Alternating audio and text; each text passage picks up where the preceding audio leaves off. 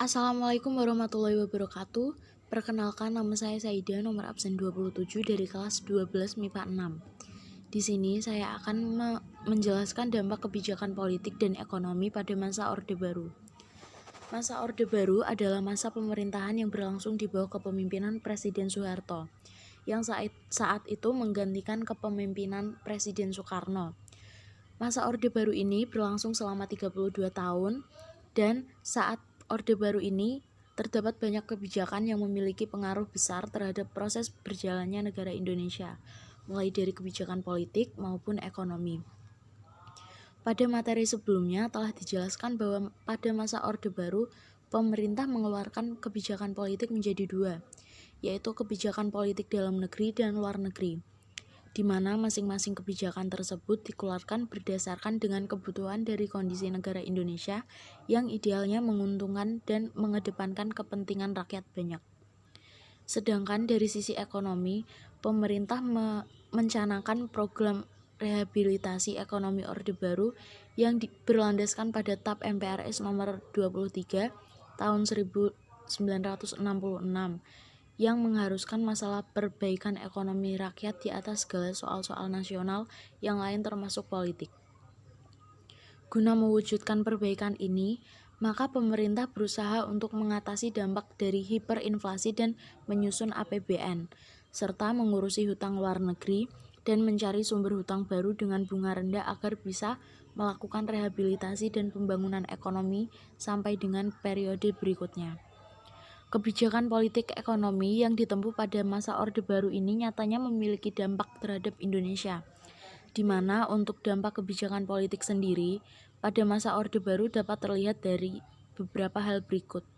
Yang pertama, pemerintah sentralistis, yang berarti seluruh pengambilan keputusan dapat dilakukan oleh pemerintah pusat. Yang kedua, kepemimpinan yang cenderung otoriter karena penggunaan pendekatan keamanan. Yang ketiga, Golkar menjadi alat utama penstabil perekonomian, sementara PDI dan PPP hanya bertindak sebagai pendamping. Di samping itu, dari sisi ekonomi sendiri, menitik beratkan kepada perbaikan ekonomi rakyat di atas segala soal-soal nasional yang lain termasuk politik. Nyatanya menghasilkan beberapa dampak positif antara lain, Indonesia dapat mencapai swasembada pangan pada 14 November 1985. Terus, Indonesia berubah dari negara pengimpor beras menjadi negara pengekspor beras. Kemudian adanya penurunan drastis dari angka kematian dan angka kemiskinan. Dan yang terakhir ada pendidikan sekolah dasar yang melejit akibat program SD dan SMP Inpres.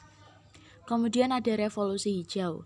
Dampak lain yang terjadi pada pemerintahan masa Orde Baru adalah adanya revolusi hijau. Revolusi hijau merupakan perubahan cara atau metode yang dilakukan dalam pertanian dari yang semulanya merupakan pertanian tradisional berubah menjadi pertanian modern. Guna meningkatkan hasil pertanian tersebut, maka pemerintah memberikan 4 cara peningkatan hasil pertanian. Seperti yang pertama ada intensifikasi, yang merupakan suatu usaha untuk meningkatkan hasil pertanian tanpa menambah luas lahan pertanian, melainkan dengan mengoptimalkan pemanfaatan lahan pertanian. Perubahan ini dilakukan dengan cara panca usaha tani yang meliputi pemilihan dan penggunaan bibit unggul, pemupukan yang cukup, pengairan yang cukup, pemberantasan hama secara intensif, dan teknik penanaman yang baik. Yang kedua ada ekstensifikasi, yaitu adalah usaha yang dapat dilakukan oleh petani guna meningkatkan hasil pertanian melalui peluasan wilayah atau penambahan produksi. Misalnya adalah melalui penambahan jumlah tenaga kerja atau memperluas area pertanian. Yang ketiga ada diversifikasi, yang merupakan upaya peningkatan hasil pertanian dengan cara menganeka-ragamkan komoditas pertanian.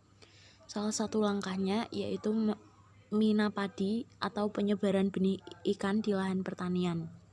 Kemudian yang keempat ada rehabilitasi, yang merupakan upaya peningkatan hasil pertanian dengan cara pemulihan sumber daya pertanian yang sudah rusak atau berada dalam kondisi kritis.